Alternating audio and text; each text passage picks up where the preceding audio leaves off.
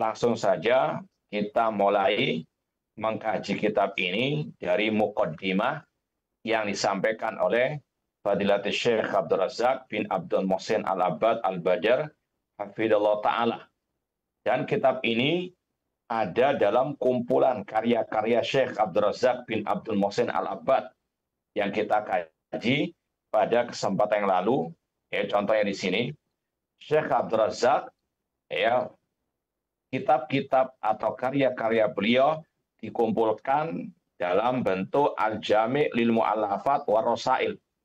Ada 22 jilid, ya, kumpulan karya ilmiah Syekh Dr. Abdul Razak bin Abdul Muhsin Al-Abbad Al-Badr. Di jilid yang kedua, ya, ini ada 3 kumpulan kitab beliau yang sudah kita kaji. Ta'liq ala Syarih Sunnah lil Muzani, kemudian Syarah Mandhumah Ar-Ra'iyah fi Sunnah, kemudian yang sekarang akan kita kaji At-Tuhfatus Saniyah Syarhu Mandhumah Ibni Abi Dawud Al-Ha'iyah. Itu ada pada jilid yang kedua. Jadi kalau yang punya kitab kumpulan-kumpulan karya Syekh Abdul Razak, ini ada pada jilid yang kedua. Baik, ma'asal muslimin, ikhwani fillah wa akhwati, pemirsa TV Raja, rahimani wa rahmukumullah. Langsung saja kita baca muqaddimah dari Syekh Dr. Abdul Razak bin Abdul Muhsin Al-Abbad Al-Badr, halaman ketiga, kalau cetakan saya di sini. Setelah bismillahirrahmanirrahim, alhamdulillah rabbil alamin, wal aqibatul muttaqin, wassalatu wassalamu ala imamil mursalin, nabiyina Muhammadin wa ala alihi wa sahbihi ajma'in. Amma ba'd, fahadha syarhun mukhtasarun lil qasidah as-saniyah wal mandhumah al-bahiyah al-masyhurah bil ha'iyah. Ini adalah syarah ringkas bagi qasidah, kumpulan-kumpulan bait-bait syair yang sangat indah yang terkenal dengan nama Al-Ha'iyah, Al-Mandhumah Al-Ha'iyah.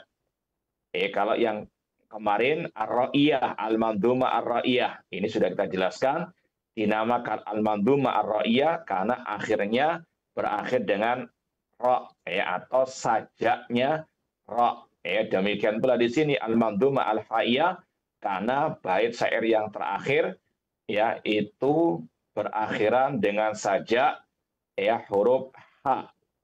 Tamassak bil kitabi wattabi'il huda wala takun bid'iyan la'allaka tuflihu. Ya, ada kata-kata tuflihu. Ini bait yang pertama dari Al-Mandhumah, ya, Al-Ha'iyah, itu berakhir dengan huruf al-ha, maka dinamakan Al-Mandhumah Al-Ha'iyah. Linadhimiha al-Imam al-Muhaqqiq wal-Hafidh al-Mutqin Syekh Baghdad Abi Bakar Abdullah ibni Abi Dawud Sulaiman ibni al-Ash'as as-Sijistani ibni sahibi sunan al-Imam al-Ma'ruf rahimahumullah. Kata Syekh Abdul Razak, Al-Mandhumah Al-Ha'iyah ini ditulis oleh Al-Imam Al-Muhaqqiq, ya, pakarnya ulama, seorang hafid, ya, ahli hadis yang sudah tinggi kedudukan beliau. Syekhnya, ya, kota Baghdad, kunyahnya Abu Bakar, namanya Abdullah. Ya, kunyahnya Abu Bakar, namanya Abdullah ibnu Abi Dawud. Ya, putranya, ya, Imam Abi Dawud. Abu Dawud namanya Sulaiman ibn al-Ash'as as-Sijistani. Ya, nanti akan kita sampaikan apa, ya, nama dari Sijistani sekarang. Dan beliau sekali lagi putra dari penulis kitab Sunan Abi Dawud, penulis kitab sekali lagi Sunan Abi Dawud yang sangat masyhur. Ya, rawahu Abu Dawud, rawahu Tirmidzi, rawahu An-Nasai, rawahu Ibnu Majah, ya, rawahu Bukhari wa Muslim. Itu penulis kitab induk hadis yang 6, di antaranya Imam Abu Dawud rahimahullahu taala. Wa hiya mandhumatun sya'i'atuz dzikr. Ini adalah bait-bait syair tentang akidah yang sangat ya terkenal, rafi'us syan, yang sangat tinggi kedudukannya. Azbatul alfat, ucapan ataupun redaksinya sangat indah, sahlatul hifz, dan mudah untuk dihafal. Laha makanatun aliyah wa manzilatun rafi'ah inda alil ilmi fi qadimi zaman wa hadithihi. Kitab ini memiliki kedudukan yang sangat tinggi di tengah para ulama Ahlussunnah wal Jamaah di zaman dahulu maupun di zaman sekarang ini. Ya, apalagi beliau hidup di abad-abad awal generasi kaum muslimin, ya, abad ketiga dan keempat Hijriah. Wa qad tawatara naqluha an Ibni Abi Dawud rahimahullah. Kitab Al-Mandhumah Al-Ha'iyah ini banyak diriwayatkan dari Imam Ibni Abi Dawud. Faqad rawaha anhu ghairu wahidin min ahli ilmi kal Ajurri wa Ibni Battah wa Ibni Syahin wa ghairihim. Di antara yang meriwayatkan Al-Mandhumah Al-Ha'iyah ini Imam Al-Ajurri, ya, Imam Ibnu Battah dan Imam Ibnu Syahin. Ketiga-tiganya murid dari Imam Ibni Abi Dawud rahimahumullah ta'ala. Dari sini kita tahu keotentikan dan keabsahan Al-Mandhumah Al-Ha'iyah yang dinisbatkan kepada Imam Ibni Abi Dawud, putranya Imam Abu Dawud rahimahumullah ta'ala. Wa salah satuhum min talamidin nazim, Imam Al-Ajurri, Imam Ibnu Battah, Imam Ibnu Syahin, ketiga-tiganya murid dari Imam Ibnu Abi Dawud. Wa tanawalaha ghairu wahidin min ahli ilmi bisyarah, dan banyak para ulama yang mensyarah kitab ini atau Al-Mandhumah Al-Ha'iyah ini. Qala Az-Zahabi rahimahullah munawwihan bihadil mandhumah mubayyinan li ahamiyatiha.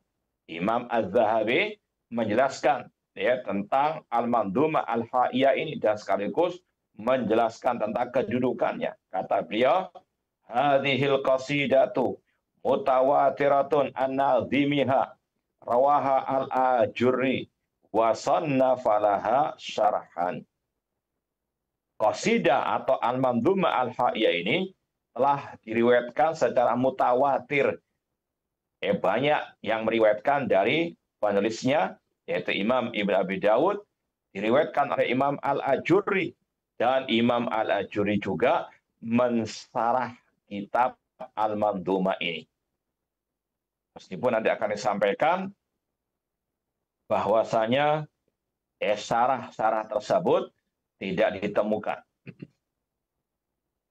Wa Abu Abdullah Ibnu Battah fil Ibanah, demikian pula diriwayatkan oleh Imam Ibnu Battah, wa mimman syarahaha Ibnu Al-Bannah, dan di antara yang mensyarah kitab Al-Mandhumah Al-Ha'iyah adalah salah satu ulama yang bernama Ibnu Al-Bannah Al-Hambali Al-Baghdadi yang hidup di abad ke-5 Hijriah rahimahullah. Kemudian kata Syekh, wa syuruhatuhum la a'lamu laha wujudan.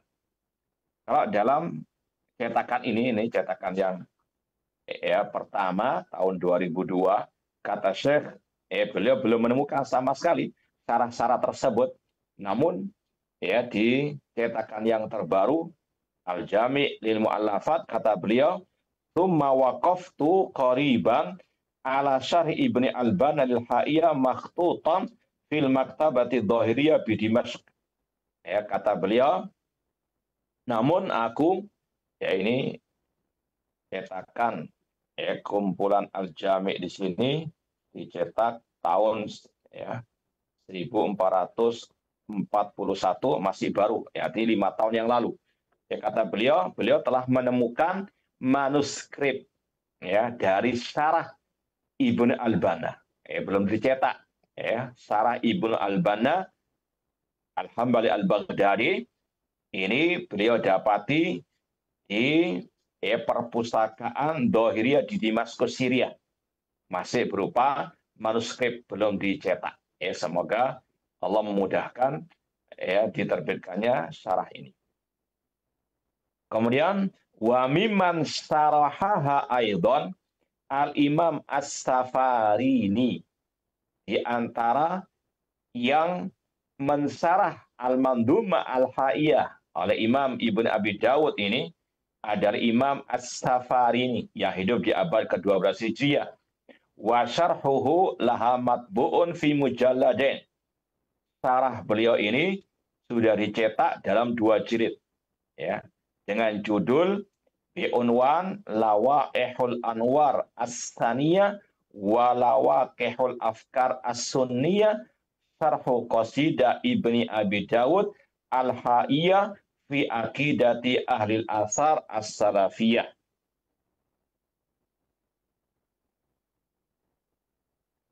Ya, ini buku, ya, syarah dari Al-Haiyah, Al-Mandhumah Al-Haiyah oleh Imam As-Safarini yang wafat tahun 1188 Hijriah.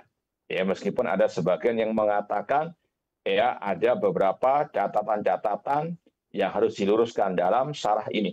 Ya, intinya sekali lagi, syarah Al-Mandhumah Al-Haiyah ini banyak ditulis oleh para ulama, di antaranya oleh Imam As-Safarini yang wafat tahun 1188 Hijriah atau abad ke-12 Hijriah dalam 2 jilid. Demikian pula sudah dicetak syarah dari Syekh Shalih bin Fauzan hafidhahullah taala dalam 1 jilid, meskipun aslinya Al-Muhadharah sama dengan yang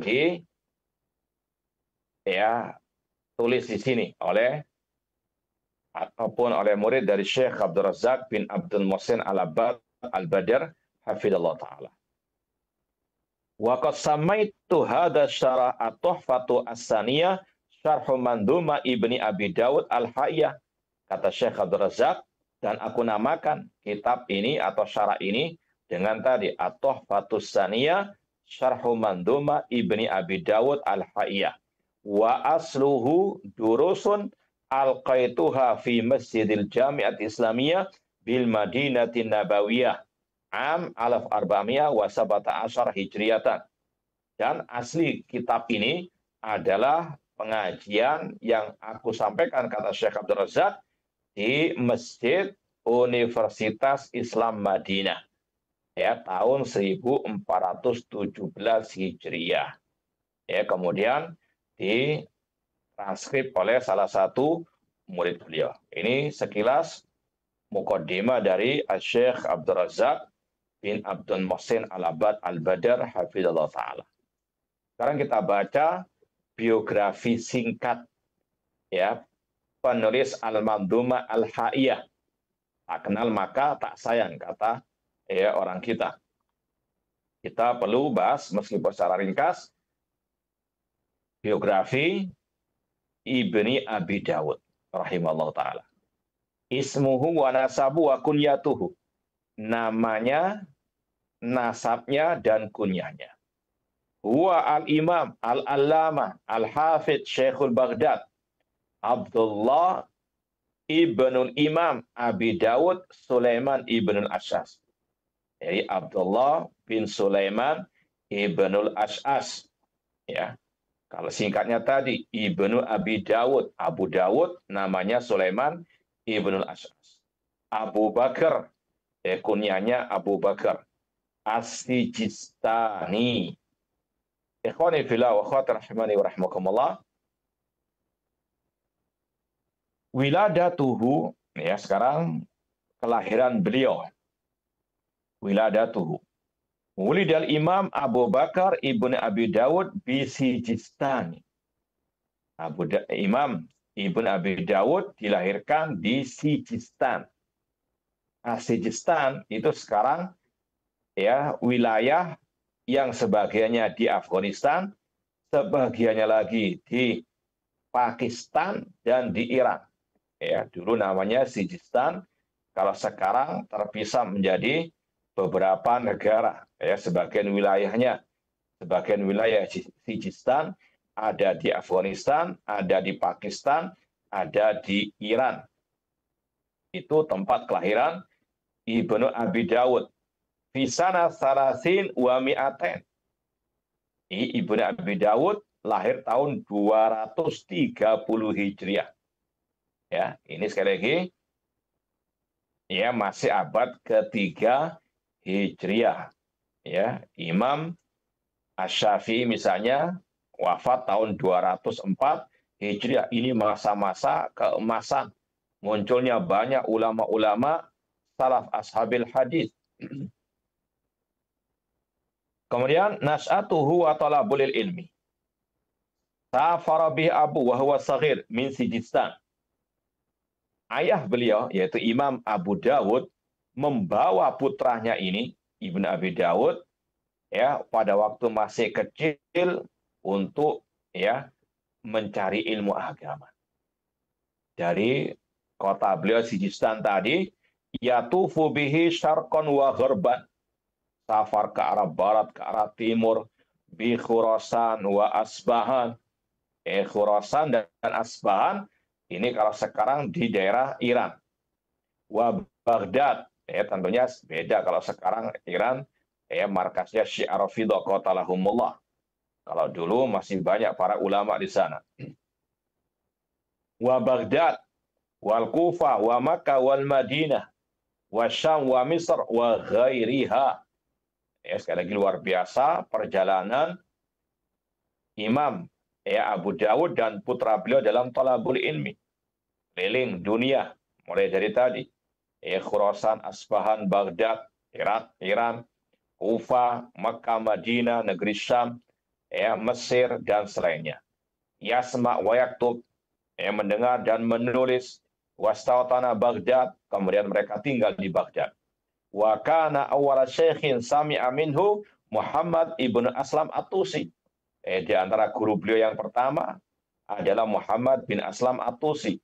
Wa surra abuhu bidzalik li jalalati Muhammad bin Aslam. Abu Dawud rahimahullah sangat senang putranya menimba ilmu dari seorang ulama yang sangat mulia Muhammad bin Aslam At-Tusi. Kemudian kata Syekh di sini, wa kana dha himmatin aliyatin mundu sighari fi tahsil wa talab. Beliau sangat luar biasa semangatnya dalam talabul ilmi. Wa min dalaili hadhil himma qaulu rahimallah. Di antara bentuk bagaimana semangat beliau dalam talabul ilmi, kata Ibnu Abi Dawud, dakhaltul Kufah wa ma'i dirhamun wahidun fa akhadtu bi salasina mutbaqila. Ketika aku masuk negeri Kufah, aku hanya punya 1 dirham. Kemudian aku membeli 30 mud kayak kacang biji-bijian. Fakuntu akulu minhu. Aku makan dari biji-bijian tersebut. Wa aktub an Abi Said. Alhamdulillah. Dan aku menulis dari seorang yang bernama Abu Sa'id Al-Ashad. Fama faragha baqilan hatta katabtu anhu 30 alfi hadithin. Makananku tadi habis dan aku telah menulis 30.000 hadis. Ma baina maktu wa mursal. Antara hadis maktu dan hadis mursal. Intinya modal 1 dirham bisa beliau mengumpulkan 30.000 al-hadis. Ini sekali lagi tidak sembarang orang bisa seperti ini.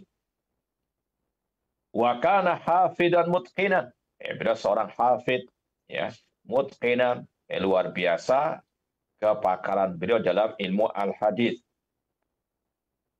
Kata beliau, qala rahimallah, haddatsu min hifzi bi Asbahan bi sittatin wa thalathina alfi hadis. Aku pernah meriwayatkan dari hafalanku atau menyampaikan dari hafalanku di negeri Asbahan tadi, daerah di Iran sana, sekitar bi sitta wa thalathina alfi hadis. 36.000 hadis. Beliau nyampaikan dari hafalan beliau. Bukan 36 hadis, 36.000 hadis. Ya, kalau sekali-kali rahimallah rahmatan wasi'ah. Kemudian ma'asal muslimin ikhwani fillah wa akhwati rahimani wa rahimakumullah. Sekarang ba'du syuyukhihi. Sebagian dari guru-guru beliau. Rawa'an abi.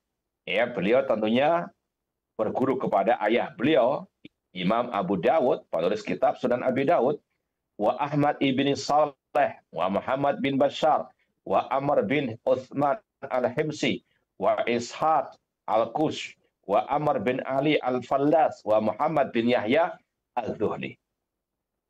Kemudian ba'du talamidihi, ya, sebagian dari murid-murid beliau. Haddatsa anhu khalqun katsirun minhum Ibnu Hibban sahibus sahih. Di antara murid beliau Imam Ibnu Hibban, ya, penulis kitab As-Sahih atau Sahih Ibnu Hibban.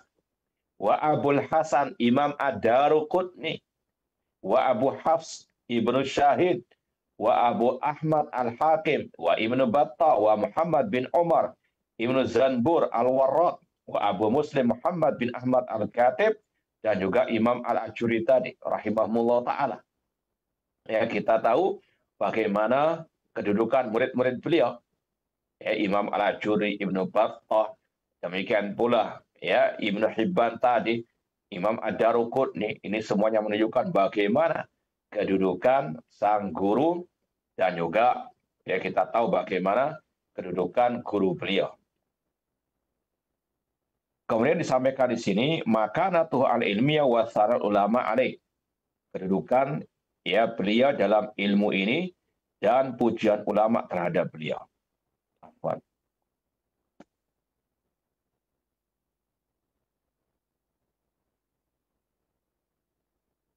Disebutkan di sini ucapan para ulama tentang pujian mereka kepada Imam Ibnu Abi Dawud. Wa qala Al-Khatib Al-Baghdadi. Al-Khatib Al-Baghdadi berkata, kana faqihan aliman hafidhan. Beliau adalah seorang yang faqih, seorang yang alim, hafid. Kemudian qala Ibnu Khalqan, kana Abu Bakar Ibnu Abi Dawud min akabiril huffaz di Baghdad. Ya, kata Ibnu Khalqan, Abu Bakar Ibnu Abi Dawud ya salah seorang pembesar dari para ulama ahli hadis di negeri Baghdad, seorang alim, mutafaqihan, seorang yang faqih, seorang yang alim. Kemudian qala Az-Zahabi wa kana min buhuril ilmi. Beliau termasuk ya samudranya ilmu. Bihaitsu anna ba'dhum atau inna ba'dhum faddalahu ala abi.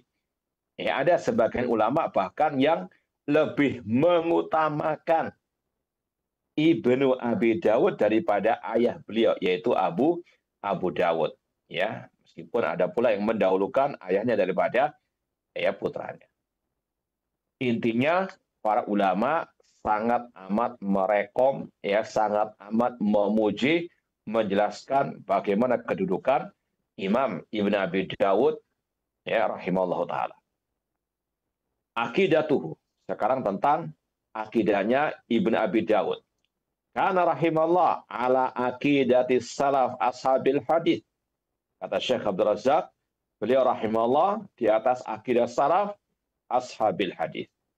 Wa laisa adalla ala dzalik min mandumati al-haiyah hadhihi. Yang paling membuktikan beliau di atas akidah salaf ashabil hadis ya kitab ini Al-Mandumah Al-Haiyah. Fa innahu qarrara fiha ala wijazatiha bi mujmal al-i'tiqad ala tariqati ahli sunnah wal jamaah. Ya, Al-Mandumah Al-Haiyah ini yang beliau tulis, yang beliau ikrarkan, ini meskipun ringkas namun menggambarkan akidah ahli sunnah wal jamaah yang sejati. Wa qad thabata anhu annahu qala aqiba hadil mandumah. Dan telah sahih dari beliau bahwasanya beliau setelah menjelaskan bait-bait syair ya Al-Mandumah Al-Haiyah yang jumlahnya hanya 33 saja, beliau pernah mengatakan hadza qauli, inilah ucapanku, wa qaulu abi. Dan inilah ucapan ayahku. Artinya inilah akidahku dan ini pula akidahnya ayahku, Imam Abu Dawud. Ya. Dan wajib kita yakini, kita pahami penulis ya kutubus sittah tadi, Imam Bukhari, Imam Muslim, Imam ya Tirmidzi, Abu Dawud, Nasai, Ibnu Majah, mereka semuanya di atas akidah salaf ashabil hadis. Tidak ada satupun yang ikut ahlil kalam. Ya, hari ini juga disampaikan oleh Imam As-Sabuni Asy-Syafi'i dalam kitab beliau Akidah Salaf Ashabil Hadis. Setelah beliau menjelaskan ya akidah salaf ashabul hadis ya secara panjang lebar, kemudian beliau mengatakan di akhir bahwasanya apa yang beliau tulis tadi itu adalah ya akidahnya para ulama-ulama salaf, di antaranya Imam Syafi'i, Imam Ahmad, ya di antaranya juga Imam Al-Bukhari, Imam Muslim, dan juga Imam Abu Dawud rahimahullah ta'ala. Dan ini semakin mengokohkan ya langkah kita di atas akidah as-salaf, bahwa inilah satu-satunya akidah yang hak. Famada ba'dal haqqi illa dhalal. Tidaklah setelah kebenaran kecuali kesesatan. Wa qalu syuyukhina, dan kata Imam Ibn Abi Dawud, dan ini pula ucapan guru-guru kami, wa qaulil ulama mimman lam narahum, dan ucapan para ulama yang tidak kita lihat mereka, kama balaghna anhum, sebagaimana telah sampai, atau balaghna anhum, sebagaimana telah sampai kepada kami dari mereka. Artinya inilah ijma' salaf. Ya, maka kalau kita mau tahu mana ijma' salaf, mana manhaj salaf, ya ini di antaranya. Ya, kitab-kitab akidah Ahlus Sunnah wal Jamaah. Ya, seperti yang dikatakan oleh Imam Ibn Abi Dawud di sini. Demikian pula oleh Imam Harab Al-Kirmani, murid dari Imam Ahmad rahimahullah ta'ala, dalam kitab beliau Ijma' Salaf, ya, fil i'tiqad. Demikian pula dalam kitab-kitab akidah, itu tidaklah kecuali hanya nukilan-nukilan ijma' para ulama as-salaf ashabi al-hadis. Kemudian ma'asal muslimin ikhwani fillah wa akhwati rahimani wa rahmakumullah, wafatuhu tufiya rahimahullah bi Baghdad fi syahril Hijjah sana sittata asyrata wa thalathimi'a ya minal hijrati. Beliau wafat di kota Baghdad bulan Dzulhijjah tahun 316 Hijriah. Sekali lagi, Imam Ibnu Abi Dawud wafat tahun 316 Hijriah rahimallahu ta'ala. Baik, langsung saja kita baca Al-Mandhumah Al-Ha'iyah. Ya, ada beberapa bait syair yang kita baca terlebih dulu. Qala rahimallah, tamassak bihablillahi wattabi'il huda wala taku bid'iyan la'allaka tuflihu. Berpeganglah dengan tali Allah dan ikutilah petunjuk, dan jangan engkau menjadi pelaku atau ahli bid'ah agar engkau berbahagia. Bait yang kedua, wadin bi kitabillah wasunan allati atat an rasulillah tanju wa tarbahu. Dan berpeganglah dengan Al-Quran serta sunnah yang dibawa oleh Rasul SAW, engkau akan selamat dan engkau akan beruntung. Bait yang ketiga, wakul ghairu makhlukin kalamu malikina, dan katakanlah bukanlah makhluk ucapan Allah ya yang menguasai kita. Bidzalika danal atqiya wa afsahu. Itulah yang diyakini oleh para orang-orang yang bertakwa dan mereka yang menjelaskannya. Yang keempat, wala taku fil Qur'ani bil waqfi qailan kama qala atba'un li Jahmin wa asjahu.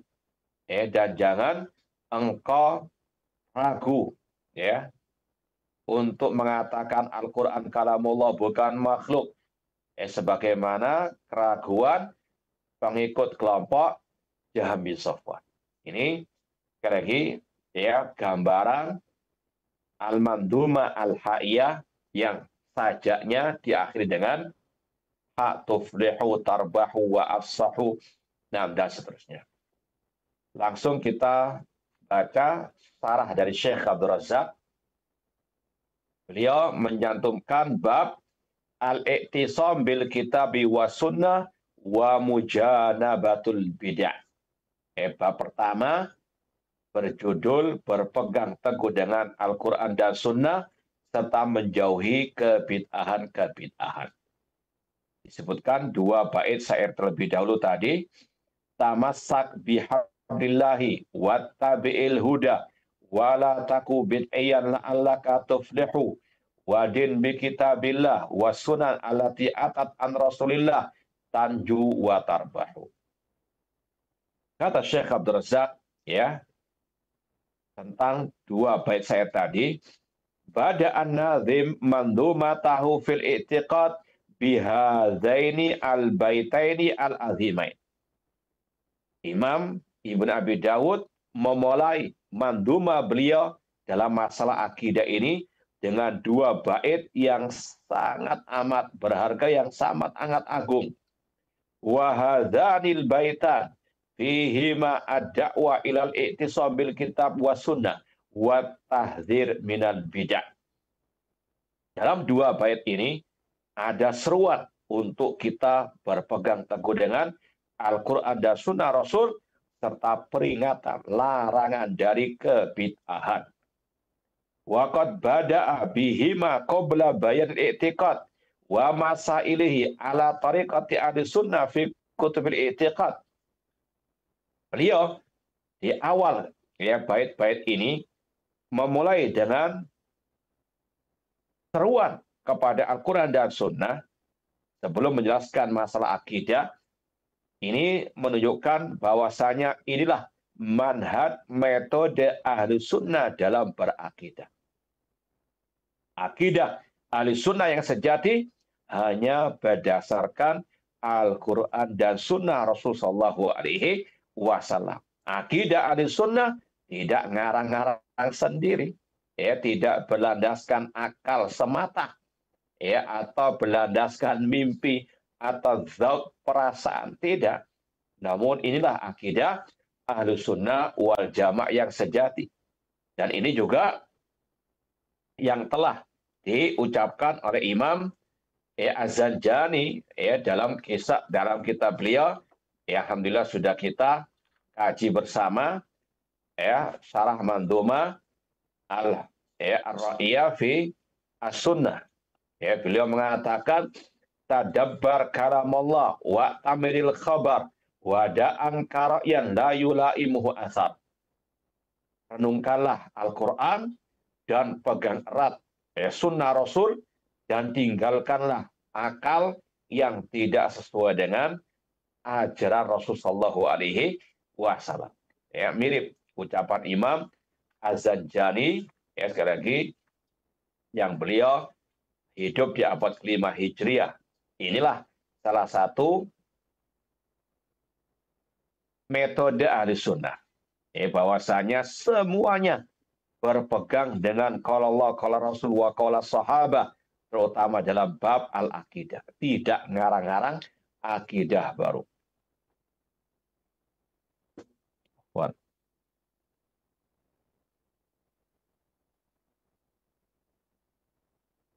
Ma'asal muslimin, ikhwani fillah wa akhwati, pemirsa TV Raja dan pendengar Radio Raja di mana saya berada, rahimani wa rahmakumullah. Kemudian kata Syekh, wa qad jarat adatum fil ghalib ala bada' bihadil amr.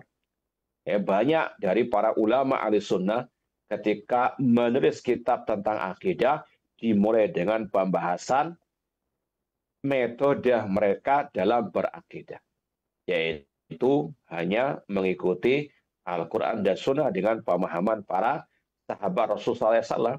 Contoh Imam Ahmad dalam kitab Usul Sunnah, di awal kitab beliau mengatakan Usul Sunnah indana at-tamassuk bima kana alaihi ashabur Rasulullah SAW wal iktida'u bihim.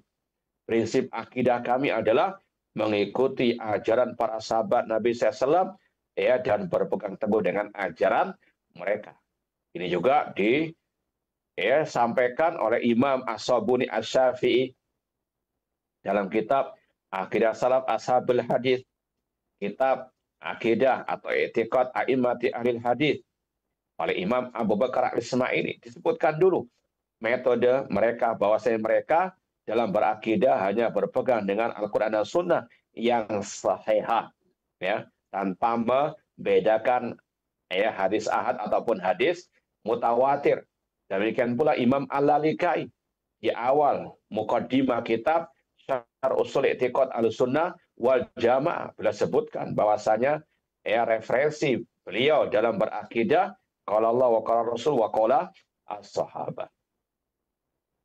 Kemudian kata Syekh, wa hadza minhum tahdidun atau tahdidun limas dari talaqi fi usrdin wa furu'ihi. Ucapan Imam Ibnu Abi Daud dan juga ulama-ulama tadi yang membahas tentang kalau Al-Quran dan Sunnah berpegang dengan keduanya, ini merupakan bentuk ikrar, bentuk menjelaskan tentang referensi mereka dalam agama ini, baik dalam usuluddin, dasar-dasar agama alias akidah, ataupun furu'uddin, cabang-cabang agama.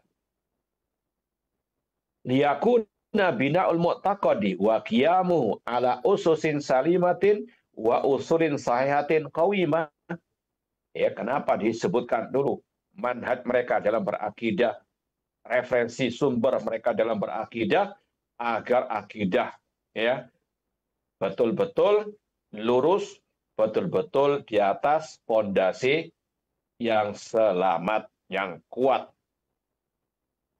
Wa indama yuhaddid al-abdu masdarahu fi talaqi wa yakunu masdaruhu minal mamba al-asas wa huwa al-kitab wa sunnah fa innahu yara ma siwahu minal madabi kadra.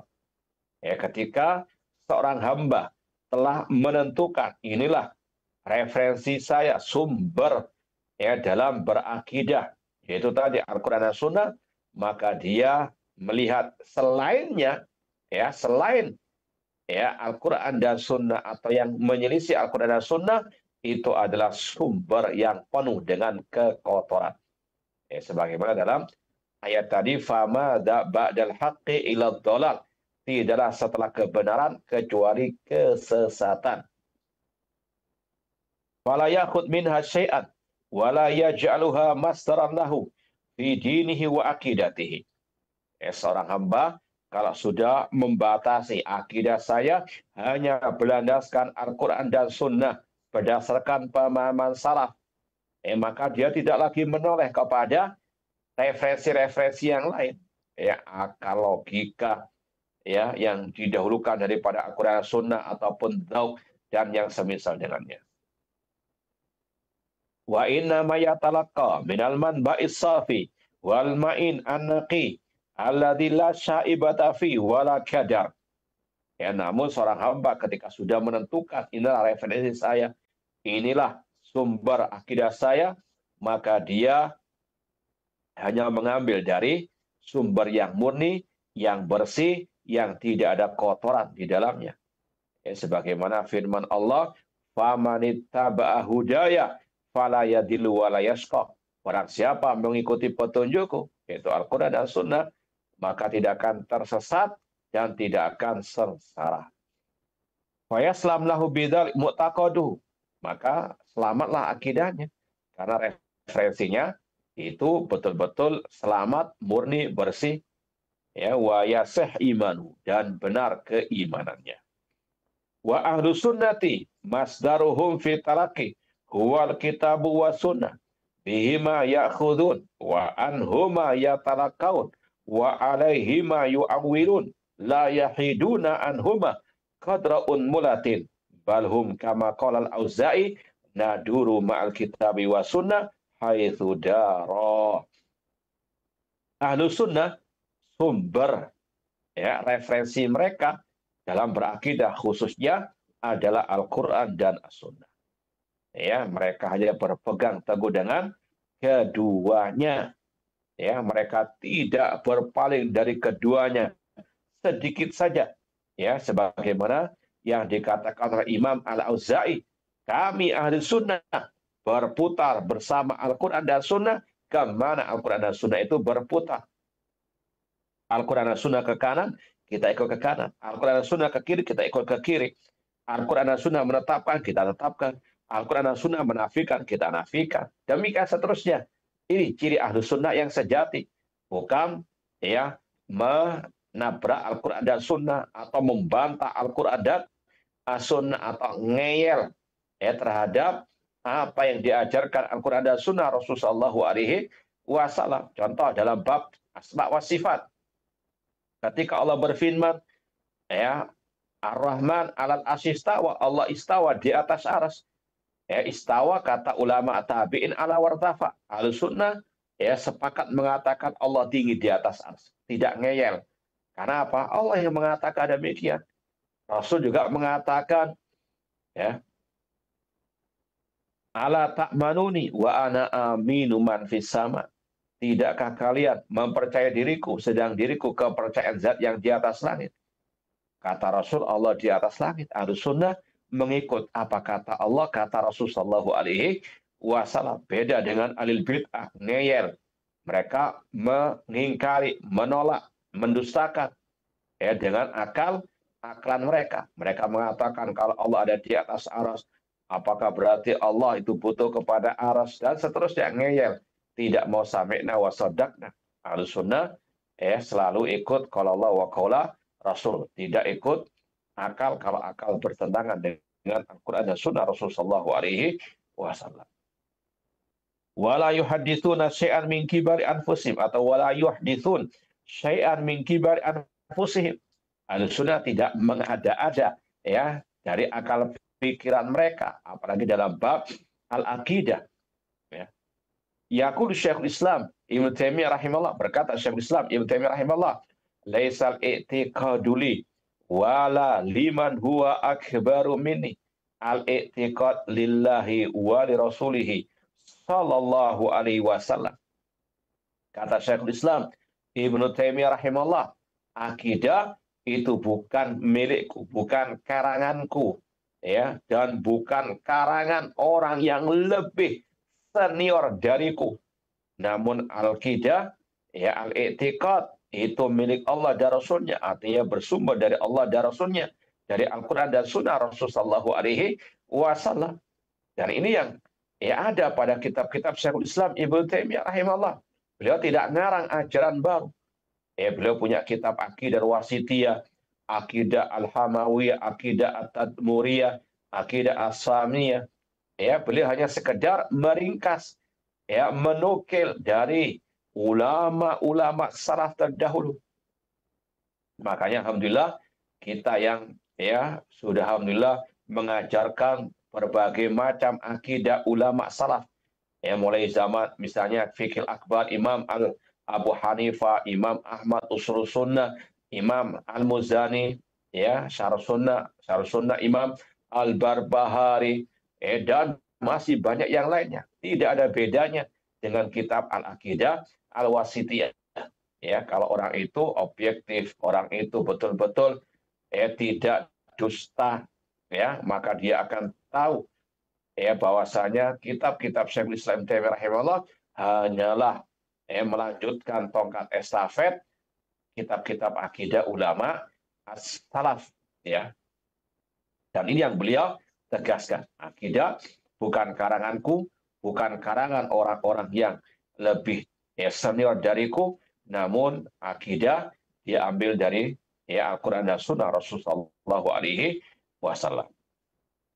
Kemudian kata Syekh, wa minallahi ar-risalatu wa ala rasuli al-balahu wa alaina at-tasdiq wa taslim. Ini ucapan Imam Az-Zuhri sebetulnya. Kata Imam Az-Zuhri, Allah yang menurunkan ar-risalah, ajaran agama ini. Tugasnya Rasul menyampaikan, wa alaina at-tasdiq wa taslim. Kewajiban kita membenarkan. Ya, sebagaimana firman Allah dalam surat An-Nisa, ya. Fala wa rabbika la yu'minun hatta yuhakkimuka fima syajara bainahum tsumma la yajidu fi anfusihim harajan mimma qadaita wa yusallimu taslima. Sekali-kali demi Rabbmu, tidaklah mereka beriman atau tidak sempurna iman mereka sampai mereka menjadikan engkau Nabi Muhammad sebagai hakim dalam permasalahan yang mereka perselisihkan, dan mereka ya menerima ya dengan lapang dada, tidak ada keberatan dalam diri mereka. At-tasdiq wa taslim wa yusallimu taslima. Ini sikap dan kewajiban ya seorang muslim. Ya, semua kabar berita dari Allah dan Rasulnya dibenarkan. Ya, tidak ditentang dengan akal-akalannya atau dengan perasaannya. Ini ciri akidah atau ciri Ahlussunnah yang sejati. Walida najidu kutuba ahli sunnah tabda bitahdidil masdar qabla basil i'tiqad. Oleh karena itulah kita dapati banyak kitab-kitab ahli sunnah memulai menyebut sumber ya akidah mereka sebelum menjelaskan perincian tentang akidah. Wa hadza nastafiduhu mimma kana yudawim alaihi Rasulullah SAW fi khutbatil Jum'ah. Dan ini salah satu yang kita ambil pelajaran dari khutbah hajah yang sering Rasul sampaikan ketika khutbatul Jum'ah. Ya, ketika Rasul khutbah Jumat, Rasul sering membaca muqaddimah ini. Apa itu? Amma ba'du fa inna asaqal hadithi kitabullah wa khairal huda atau hadi Muhammadin sallallahu alaihi wasallam wa syaral umuri muhdatsatuha. Artinya Rasul sebelum menyampaikan khutbah Jumat beliau mulai dengan menyebut sumber referensi agama ini. Kata beliau, amma ba'du, sesungguhnya sebaik-baik ucapan adalah kitabullah Al-Quran. Sebaik-baik petunjuk Nabi Muhammad SAW. Ini adalah isyarat wajibnya berpegang teguh dengan Al-Quran dan Sunnah Rasulullah SAW. Tamassak bi kitabillah atau tamassak bihablillah wattabi'i al-huda wala takun bid'iyan. Jangan menjadi pelaku bid'ah. Ini juga berdasarkan sabda Rasul di khutbatul hajah wa syarral umuri muhdatsatuha. Ya, sejelek-jelek perkara yang diada-adakan dalam urusan agama. Wa tikraruhu sallallahu alaihi wasallam lidali kulla jum'ah fihi ta'kid ala ahamiyatil inayah bihadal masdar wa darurati riayatihi wal muhafadhati alaih. Ya, Rasul tiap Jumat mengulang-ulang sabda beliau ini. Ya, khutbatul hajah ini. Fa inna asaqal hadithi kitabullah wa khairal hadi Muhammad sallallahu wa syarrul umuri muhdatsatuha wa kullu muhdatsatin bid'ah wa kullu bid'atin dhalalah. Ya, karena apa pentingnya hal ini. Ya, namun sangat disayangkan ya sebagian kaum muslimin alergi fobi dengan kata-kata bid'ah tadi, padahal Rasul yang mengulang-ulang tiap hari Jumat di khutbah Jumat, fa inna kulla muhdatsatin bid'ah wa kulla bid'atin dhalalah. Ya, makanya sekali lagi ini yang perlu ditegaskan, kita kaum muslimin kewajiban dalam beragama hanya mengikuti Al-Quran dan Sunnah Rasulullah SAW. Baik, saya rasa cukup sekian dulu. Insya Allah kita akan lanjutkan pada pertemuan yang akan datang. Wallahu ta'ala a'lam. Syukran jazakumullah khairan wa barakallahu fiik Ustadz atas muqaddimah dari kitab yang telah disampaikan pada kesempatan siang hari ini. Selanjutnya bagi Anda yang ingin bertanya seputar pembahasan kita pada kesempatan siang hari ini atau berkaitan tentang akidah Ahlussunnah wal Jamaah, Anda dapat bertanya melalui telepon seluler di nomor 218236543 atau melalui pesan WhatsApp di 0218236543. Pertanyaan pertama akan kita bacakan dari pesan WhatsApp terlebih dahulu, Ustaz. Assalamualaikum warahmatullahi wabarakatuh. Izin bertanya Ustadz, apakah ada usaha dan doa dapat mengubah takdir Ustadz? Syukran jazakumullah khairan. Silakan Ustadz. Muslimin, ikhwani fillah wa akhwati, pemirsa TV Raja dan pendengar Raja di masa berada rahimani wa rahimakumullah. Kita wajib meyakini bahwasanya semua telah dicatat takdirnya di Lauhul Mahfuz oleh Allah 50.000 tahun sebelum penciptaan langit dan bumi. Kata Rasul, innallaha kataba maqadirul khalaiq qabla an yakhluqas samawati wal arda bi 50 alfa sana. Allah mencatat semua takdir makhluk 50.000 tahun sebelum penciptaan langit dan bumi. Nah, ini yang wajib untuk kita yakini dalam bab mengimani takdir Allah. Meskipun demikian, ya, kita tidak tahu apa yang tertulis dalam Lauhul Mahfuz tersebut. Ya, kita nggak tahu yang gaib. Maka kewajiban kita i'malu, kata Rasul. Berusahalah, beramallah. Wa kullun muyassarun lima khuliqa. Semua akan dimudahkan ya sesuai dengan apa yang diciptakan oleh Allah Subhanahu, ditakdirkan Allah Subhanahu wa taala. Maka tugas kita berdoa, berusaha. Berusaha, berdoa. Karena kita tidak tahu apa yang tertulis dalam Lauhul Mahfuz. Dan Allah mengatakan, innallaha la yughayyiru ma biqaumin hatta yughayyiru ma bi anfusihim. Allah tidak akan merubah nasib satu kaum sampai mereka merubah nasib diri mereka. Maka dari sini kata para ulama, rentetan kehidupan manusia. Contoh, dia dulunya miskin, ya, kemudian dia berusaha, kemudian dia juga ya rajin berdoa, kemudian menjadi kaya. Rentetan ini semuanya sudah ada di Lauhul Mahfuz. Ya, maka sekali lagi tugas kita di dunia beramal, berdoa. Kata Rasul, ihris ala ma yanfa'uka wasta'in billah. Bersemangatlah dalam menggapai yang bermanfaat dan minta tolong kepada Allah Subhanahu wa taala. Wallahu taala. Syukran jazakumullah khairan wa barakallahu fiik Ustaz atas jawabannya. Semoga bermanfaat bagi penanya. Masih akan kita bacakan dari pesan WhatsApp. Assalamualaikum warahmatullahi wabarakatuh. Mohon maaf izin bertanya Ustaz, bagaimana cara kita menyikapi fenomena indigo pada saat ini Ustaz?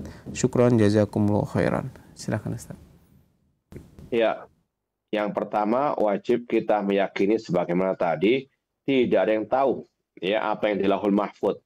Hal-hal yang gaib ya tidak ada yang tahu kecuali Allah Subhanahu wa taala. Qul la ya'lamu man fis samawati wal ardil ghaiba illallah. Katakan wahai Nabi Muhammad, tidak ada yang tahu di langit maupun di bumi hal yang gaib kecuali Allah. Jangankan manusia biasa, Nabi kita Muhammad SAW tidak tahu yang gaib.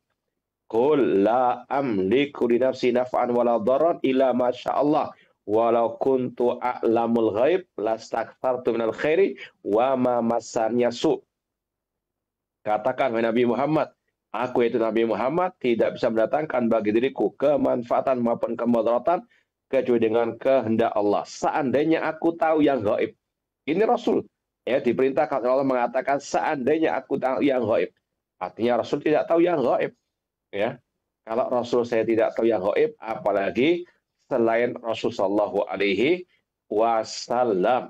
Ya, maka kalau ada orang yang mengaku bisa melihat hal yang gaib, ya, di antara hal yang gaib adalah al-jin. Ya, maka ada ucapan yang masyhur dari Imam Asy-Syafi'i rahimahullah.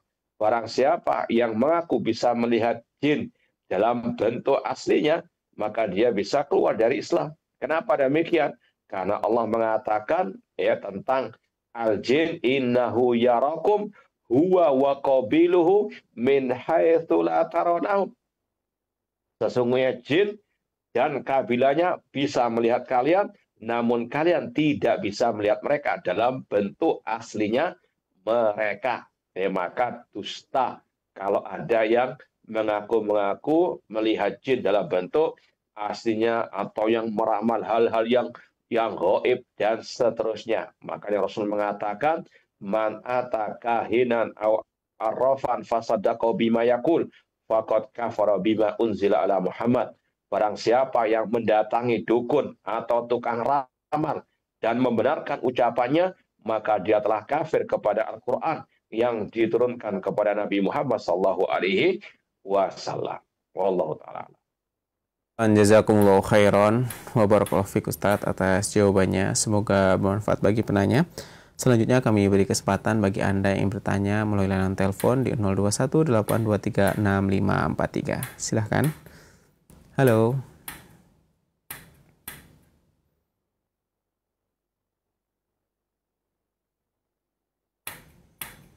Baik, nampaknya belum terhubung. Ya, halo.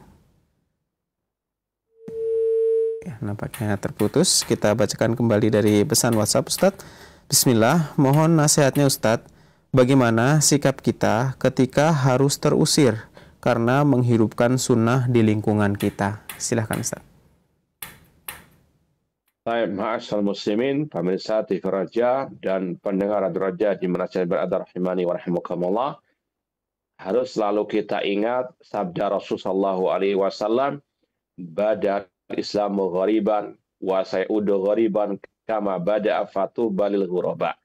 Islam datang dalam keterasingan dan akan kembali dalam keterasingan seperti awal mulanya. Fatuba lil ghuraba. Ya, beruntung orang-orang yang terasing tersebut. Yaitu orang-orang yang menghidupkan sunnah Rasul dikala kejahilan manusia tentang sunnah Rasul, dikala manusia menentang sunnah Rasul sallallahu alaihi wasallam. Ini kabar gembira dari Rasul sallallahu alaihi wasallam. Dan kita ingat ya, para nabi, para rasul saja ketika mereka mendakwakan tauhid, mendakwakan kebenaran, mereka juga diusir, mereka dimusuhi, ada yang dibunuh. Ya, contoh kisah Nabi Nuh alaihissalam, seorang rasul yang pertama. Kata Allah dalam surat Al-A'raf, walaqad arsalna Nuhan ila qaumihi faqala ya qaumi ibudullah ma lakum min ilahin ghairuh. Sungguh kami telah mengutus Nabi Nuh kepada kaumnya. Ya, beliau mengatakan, wahai kaumku, ibadahilah Allah saja. Sekali-kali kalian tidak memiliki kesembahan kecuali Allah. Qala al-mala'ul ladzina min qaumihi inna la naraka fi dhalalin mubin. Namun kata kaum beliau, kami melihatmu wahai Nuh dalam kesesatan yang nyata. Ya, seorang nabi, seorang rasul dituduh sesat oleh kaum beliau karena beliau mendakwakan at-tauhid. Dan ini berlaku sampai kepada Nabi kita Muhammad sallallahu alaihi wasallam. Sampai beliau diusir, dilempari kotoran ternak, dikatakan syairun majnun, penyair yang gila, sahir, tukang sihir, ya. Sampai beliau pun mau dibunuh. Wa yamkuru bikal ladzina kafaru liyuthbituka aw yukhrijuka aw yaqtuluka wa yamkuruna wa yamkurullah. Ingatlah ketika orang-orang kafir Quraisy membuat makar kepadamu, mereka ingin untuk mengusirmu, untuk memenjarakanmu, ingin membunuhmu. Mereka membuat makar, Allah balas makar mereka. Artinya kalau para nabi, para rasul saja, manusia-manusia yang paling mulia mendapatkan ujian berat seperti itu, maka demikian pula yang mengikuti jejak mereka akan mengalami ujian dan cobaan. Dan kita ingat, hufatil jannatu bil makari, surga dikelilingi dengan hal-hal yang tidak menyenangkan. Memang harus penuh dengan as-sabar was-sabar. Makanya kata Imam atau kata Al-Khalifah Rasyid Ali bin Abi Thalib, as-sabar karrosi fil jasad, bahwasanya sabar itu seperti kepala dalam jasad manusia, harus sabar meskipun pahit rasanya. Semoga Allah Subhanahu wa taala menguatkan langkah kita di atas tauhid dan sunnah, dan semoga Allah mewafatkan kita di atas keduanya. Wallahu taala. Syukran jazakumullah khairan wa barakallahu fikum Ustaz atas jawabannya, semoga bermanfaat bagi penanya. Pertanyaan selanjutnya Ustaz. Assalamualaikum warahmatullahi wabarakatuh. Afan Ustaz, benarkah tidak boleh meminta diruqyah walaupun itu ruqyah syariah? Adakah dalil sahih tentang dibolehkan ruqyah? Syukran Ustaz. Silakan Ustaz. Yang pertama, kalau minta ruqyah untuk orang lain ini jelas dibolehkan. Adapun meminta ruqyah untuk diri sendiri, wallahu ta'ala alam, yang rajih sebagaimana dalam penjelasan para ulama tentang ciri manusia yang masuk surga tanpa hisab, tanpa azab, la yastarqun, tidak minta diruqyah, alias tidak minta diruqyah untuk diri sendiri. Maka solusinya, kalau orang itu misalnya dalam keadaan sakit apapun, dia ingin diruqyah, ruqyahlah diri sendiri, dengan dia membacakan ayat-ayat Al-Quran dengan tujuan untuk pengobatan. Dan ruqyah ini sekali lagi bukan hanya untuk penyakit kesurupan jin, namun luas, umum. Wa nunazzilu minal Qur'ani ma huwa syifa. Dan kami turunkan di dalam Al-Quran penawar, obat itu tadi, membacakan ayat Al-Quran untuk diri sendiri, meruqyah untuk diri sendiri. Sekali lagi, yang dibahas oleh para ulama meminta orang lain meruqyah dirinya. Ini yang pendapat yang rajih tidak dibolehkan. Adapun kalau minta ruqyah untuk orang lain tidak ada masalah. Wallahu taala. Syukran jazakumullah khairan wa barakallahu fiik Ustaz. Pertanyaan selanjutnya. Assalamualaikum, saya mau bertanya Ustaz, bagaimana hukumnya percaya kepada tradisi? Contohnya, seorang wanita belum boleh menikah jika kakak perempuan dari wanita itu belum menikah. Mereka beranggapan bahwa ini sudah turun-temurun, tidak bisa dilanggar. Bagaimana menurut pandangan Ahlus Sunnah Ustaz? Syukran. Silakan Ustaz. Baik. Seorang yang sudah mengikrarkan dirinya sebagai muslim atau muslimah, kewajibannya tadi mengikuti Al-Quran dan Sunnah Rasulullah SAW. Mendahulukan Al-Quran dan Sunnah di atas semua hukum, di atas semua adat istiadat, di atas semua pendapat manusia. Sebagaimana firman Allah, ya ayyuhalladzina amanu la tuqaddimu baina yadayillahi wa rasulih. Wahai orang-orang beriman, jangan kalian mendahulukan ucapan siapapun di atas firman Allah dan sabda Rasulullah SAW. Tradisi atau adat buatan manusia, bisa salah, bisa benar. Adapun Al-Quran dan Sunnah, wahyu dari Allah, tidak mungkin keliru. Maka wajib seorang muslim muslimah menimbang segala sesuatu, baik itu pendapat orang, adat istiadat, tradisi, dengan Al-Quran dan Sunnah. Kalau memang itu tidak sesuai dengan Al-Quran dan Sunnah, maka kita ikut Al-Quran dan Sunnah Rasulullah SAW. Sekali lagi, harus betul-betul kita berpegang dengan Al-Quran dan Sunnah, bukan sekedar slogan saja, namun kita praktekkan. Dan tidak ada larangan seorang adik mendahului kakaknya dalam menikah. Yang mana yang lebih dulu dapat jodohnya, ya sudah, disegerakan untuk apa? Menikah. Ya ma'syarus sabab, man istata'a minkumul ba'a falyatazawwaj. Wahai para pemuda, jika engkau sudah sanggup menikah, menikahlah. Tidak ada syaratnya harus didahului oleh kakaknya terlebih dahulu. Wallahu ta'ala a'lam. Syukran jazakumullah khairan wa barakallahu fiik Ustaz atas jawabannya, semoga bermanfaat bagi penanya. Selanjutnya Pertanyaan selanjutnya, Assalamualaikum, maaf izin bertanya Pak Ustadz. Pak Ustadz, seorang anak merupakan amanah yang Allah titipkan. Terus bagaimana jika anak tidak mau sekolah dan main HP? Sholat pun cuman maghrib saja. Jika dinasihatin tidak didengar. Jika dimarahin melawan memukul-mukul ibunya.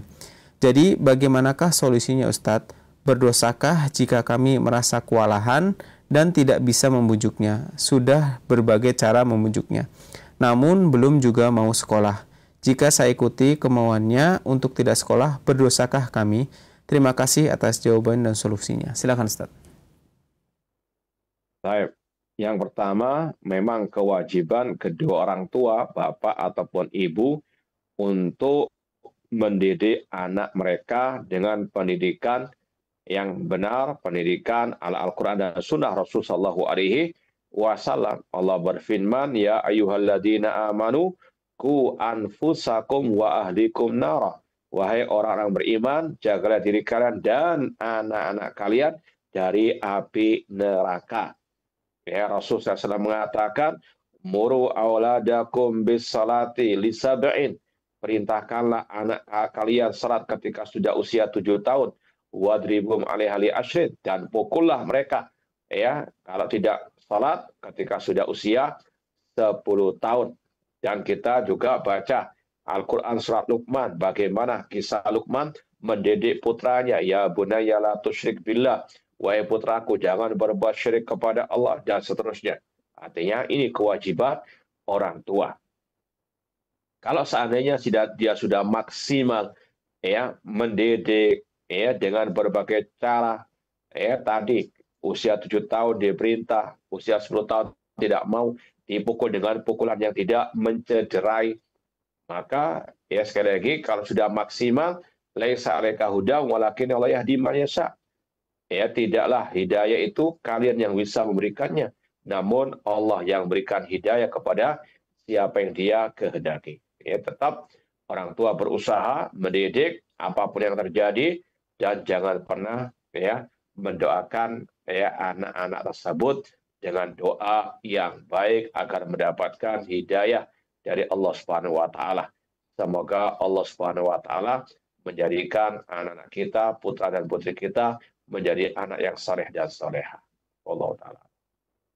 Syukran jazakumullah khairan wa barakallahu fikum Ustadz atas jawabannya. Semoga bermanfaat bagi penanya. Pertanyaan. Assalamualaikum Ustadz, mau bertanya, apa hukumnya jika suami berselingkuh dan bagaimana cara mengatasinya Ustadz? Silakan Ustadz. Yang pertama, ya ayyuhalladzina amanu in ja'akum fasiqun binaba'in fatabayyanu. Wahai orang-orang beriman, jika datang berita dari orang fasik, maka cross-check-lah. Itu yang harus betul-betul diperhatikan. Apalagi di zaman sekarang, kadang banyak orang-orang yang tidak ada rasa takut kepada Allah, menuduh orang lain tanpa hak, menyebarkan gosip ya tanpa hak, ya sebagaimana kisah Al-Ifk, ya bagaimana orang-orang munafik menyebarkan berita tentang ya Aisyah yang dituduh berselingkuh dan seterusnya. Maka harus betul-betul cross-check ya, dan jangan ikut orang-orang yang naudzubillah min dzalik. Ya, sebagaimana kata Rasul, kafa bil mar'i kadiban an yuhaddits bi kulli ma sami. Cukup orang itu dikatakan berdusta kalau dia menyampaikan semua yang dia dengar. Ya, itu yang pertama. Kemudian yang kedua, seandainya itu terjadi, maka kewajiban suami istri selalu watawasau bil haq watawasau bis sabr. Yaitu yang paling utama. Kemudian juga mendoakan dengan kebaikan. Kemudian tunjukkan akhlak yang terbaik ya agar ya seorang suami tersebut bisa kembali ke jalan yang lurus. Ya, wallahu taala. Wa barakallahu fikum Ustaz atas jawabannya. Semoga bermanfaat bagi penanya. Pertanyaan selanjutnya Ustaz. Assalamualaikum Pak Ustaz. Apa hukumnya istri selingkuh kemudian kabur dari suami? Dia gugat cerai dan dapat terus menikah dengan selingkuhannya tanpa belum ditalak sama suaminya. Apa hukumnya Pak Ustadz? Silahkan Ustadz. Ya, yang pertama ya sudah kita sampaikan tadi, harus ada at-tabayyun, harus ada cross check ya. Kemudian adapun tadi masalah talak dan sebagainya, ini perlu di cross check lagi. Barangkali terkadang suami lupa sudah mentalak. Ya, artinya harus ada kehati-hatian. Kemudian juga sampai tadi ada kata-kata lari dan seterusnya. Maka kalau memang itu terjadi, ada pengadilan agama ya untuk apa? Menceraikan dengan cara yang sah dari uli al-amr. Ya, harus ada at-ta'anni ya, dan sekali lagi harus betul-betul cross check dan tidak saling menuduh dengan tuduhan-tuduhan yang tidak benar sama sekali, karena ada pengadilan akhirat. Terkadang suami menuduh istri berselingkuh padahal dia yang berselingkuh, misalnya ya, maling teriak maling. Ini sekali lagi sangat amat berbahaya. Di akhirat sekali lagi akan ada tuntutannya. Maka harus betul-betul ada rasa taqwallahi azza wa jalla. Wallahu ta'ala. Syukran jazakumullah khairan wa barakallahu fikum Ustadz atas jawabannya. Semoga bermanfaat bagi penanya. Selanjutnya kami persilahkan untuk Ustadz memberikan ikhtitam atau penutup untuk kajian kita pada kesempatan siang hari ini. Tafadhol Ustadz. Ma'asal muslimin, ikhwani fillah wa akhwati, pemirsa TV Roja dan pendengar Radio Roja di mana saya berada, rahimani wa rahimakumullah. Kita sebagai seorang muslim harus tahu apa makna dari al-muslim. Ya, al-muslim alladhi yatamassak yuslim, ya, yang betul-betul pasrah tunduk kepada qala Allah wa qala ar-rasul sallallahu alaihi wasallam, ya, terutama dalam bab al-aqidah. Demikian pula tadi dalam bab al-akhlak, ya, jangan suka menyebar gosip yang tidak tahu ya apa buktinya, ya, hanya sekedar kila wa qala. Ini tidak sesuai dengan Al-Quran dan Sunnah Rasul sallallahu alaihi wasallam. Banyak orang yang sudah akidahnya menyimpang dari Al-Quran dan Sunnah, demikian pula akhlaknya menyimpang dari Al-Quran dan Sunnah, dengan dia suka menggosipi orang lain, menuduh orang lain tanpa hak. Maka ingat, ya, ada kisos, ada pengadilan di hari kiamat. Rasulullah SAW bersabda tadi, kafa bil mar'i kadziban an yuhaddits bi kulli ma sami. Orang yang menuduh, kata Rasul, orang yang menuduh, kata Rasul, alal muddai al bayyinah. Orang yang menuduh harus mendatangkan bukti. Maka kalau kita berpegang dengan Al-Quran dan Sunnah, tadi kalau ada kabar miring ya tentang saudara kita, harus kita cross check mana buktinya.